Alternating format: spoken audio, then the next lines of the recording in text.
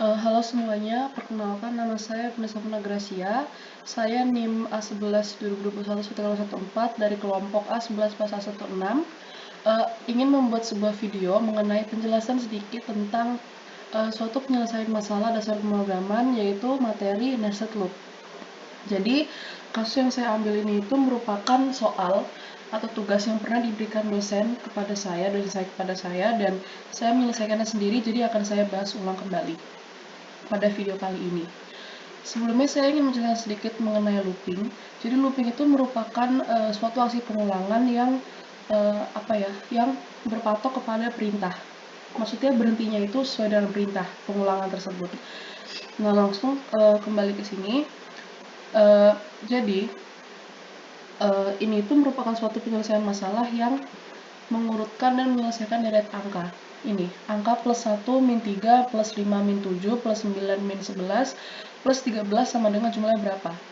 Jadi kita itu ingin membuat kayak gini. Outputnya seperti ini, 5 baris, terus ini 5 baris, terus ada hasil dari penjumlahan dan pengurangan operasi ini, deret angka ini, dan akan menghasilkan ini. Hasilnya dari seluruh jumlah ini dihasilkan seperti ini. Kita ini menggunakan nested loop atau pengulangan bersarang. Yang pertama, sebelum kita ingin membuat suatu program atau sebuah program, itu adalah kita harus menuliskan notasi algoritma terlebih dahulu. Gunanya apa? Notasi algoritma itu gunanya agar kita itu dalam membuat suatu program itu lebih tertata rapih ketika kita ingin melakukan codingan di compilernya.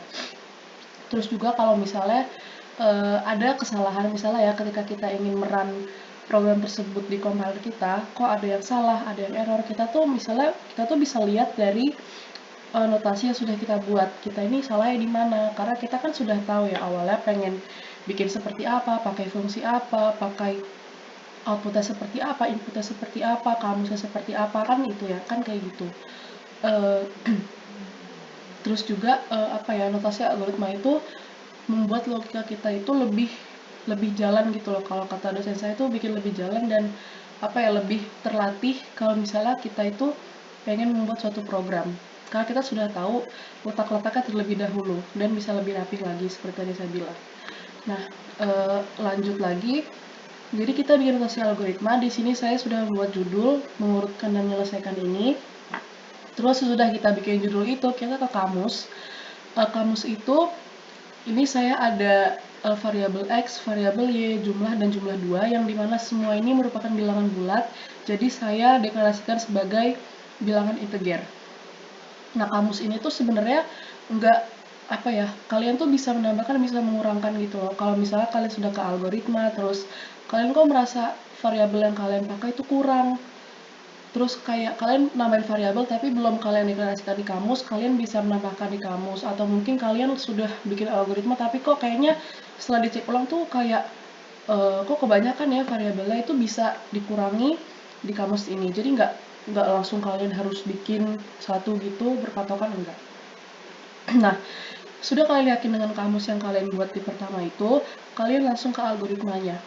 Nah, algoritmanya itu untuk nanti kalian menuliskan fungsi-fungsinya, terus variabel-variabel yang mau kalian gunakan di compiler. Nah, yang pertama itu saya mendeklarasikan variabel X itu bernilai 1. Terus sesudah saya menuliskan X bernilai 1 ini, saya menuliskan output. Output itu merupakan cout kalau di compiler nanti, atau bahasa C++, yaitu ini, judulnya ini.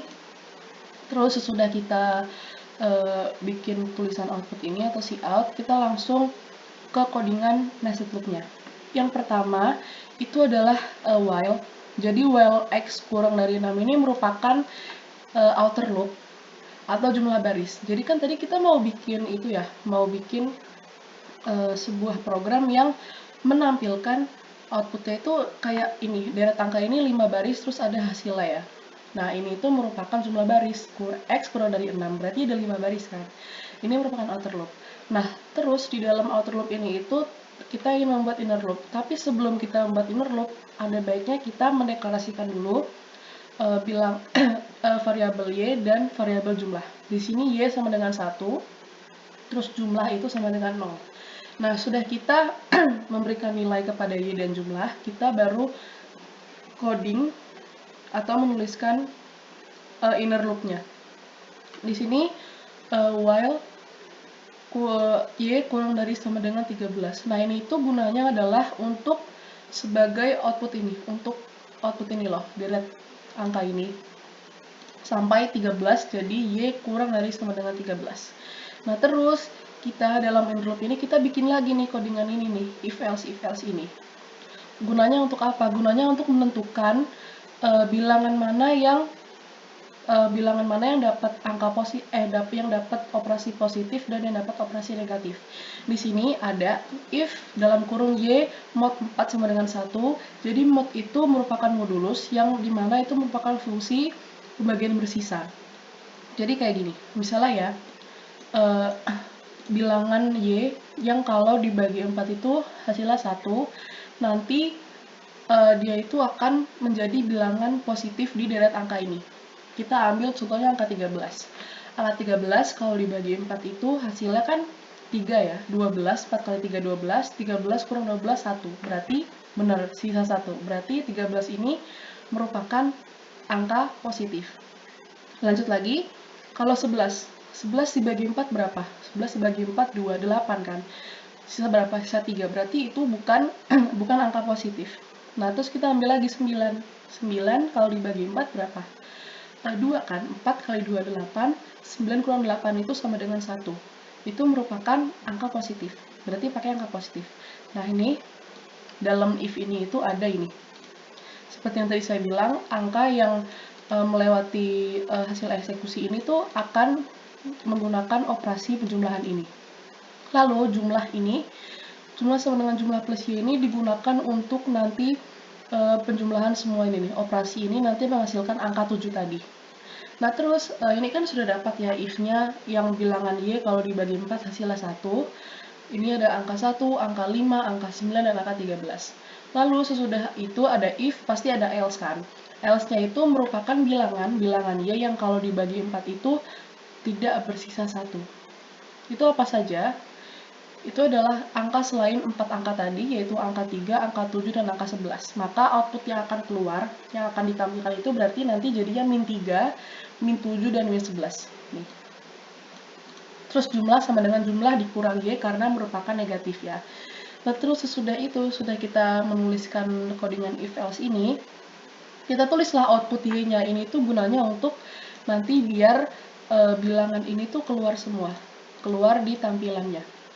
Terus Y sama dengan Y plus 2, jangan lupa karena ini itu merupakan bilangan ganjil, dan ganjil kan jaraknya 22 ya. Nah, terus sesudah kita menuliskan if else ini sebagai output deret angka tersebut, kita terus bikin ini, output sama dengan jumlah X sama dengan X plus 1. Ini itu merupakan ini, kalau X sama dengan X plus 1 ini merupakan output ini loh, buat baris ini kan X sama dengan X plus 1 kayak 1 tambah 1, 1 tambah 2 tambah 1 gitu sampai 5 baris. Nah, udah sesudah itu tunggu, ini output ini tuh jumlah ini tuh kayak ini loh, penjumlahan ini, operasi ini, deret angka ini hasilnya tadi 7 tadi sama dengan 7. Nah, sesudah kita bikin dalam outer loop ini alias inner loop-nya, kita terus penutupan untuk outer loop-nya. Udah kita tutup kan, terus akhirnya kita bikinlah garis ini buat pembatas tadi sesuai dengan display yang tadi. Terus di bawahnya kita bikin jumlah 2, variabel jumlah 2 sama dengan jumlah dikali 5. Karena tadi itu kan kita kan mau bikin deret angka itu udah 5 baris ya. 5 baris otomatis jumlah setiap angka itu kan kelihatan ya. Nih, kayak ini. Nih. Ini kan ada 5 baris, berarti nih dijumlahkan semua ya, 7, 7, 7, 7, 7, dijumlahkan hasilnya adalah 35.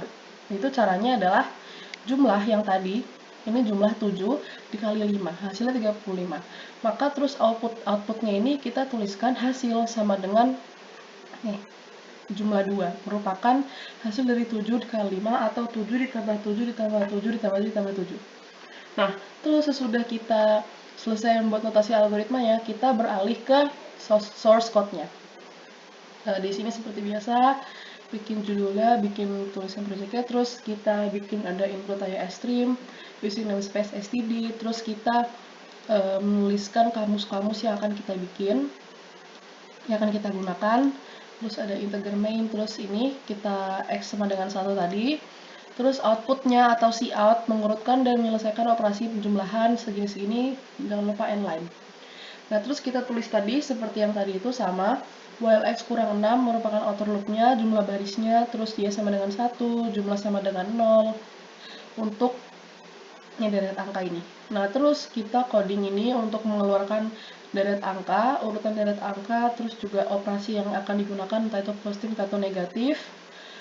Kita gunakan ini while y kurang dari sama dengan 13, terus if y ini persen ini tanda modulus, terus sama dengan itu kalau di codingan itu sama dengannya 2 kali. Sudah itu output atau cout, terus plus, terus jumlah sama dengan jumlah plus y, terus else, cout, terus negatif jumlah sama dengan jumlah dikurang y. Terus cout y sama dengan y plus 2, karena apa tadi? Karena merupakan bilangan ganjil. Terus sesudah itu kita tulis ini cout ini sama dengan jumlah tadi, yaitu angka 7 tadi. Terus x sama dengan x plus 1, jangan lupa sebagai baris ya. Nanti bertambah 1 sampai 5 baris. Sudah itu kita tutup, terus kita bikin ini cout, kita bikin garis, terus jumlah 2, di bawah dari garis ini ada jumlah 2 sama dengan jumlah dikali 5 atau 7 dikali 5. Terus cout-nya spasi hasil terus sama dengan jumlah 2 ini, merupakan 7 kali 5 tadi. Terus kita run dan hasilnya seperti ini. Seperti ini hasilnya. Mana tadi? Oh, seperti ini. Itu saja penjelasan dari saya. Mohon maaf apabila ada salah kata atau salah pengucapan atau mungkin salah artian. Terima kasih karena sudah menonton.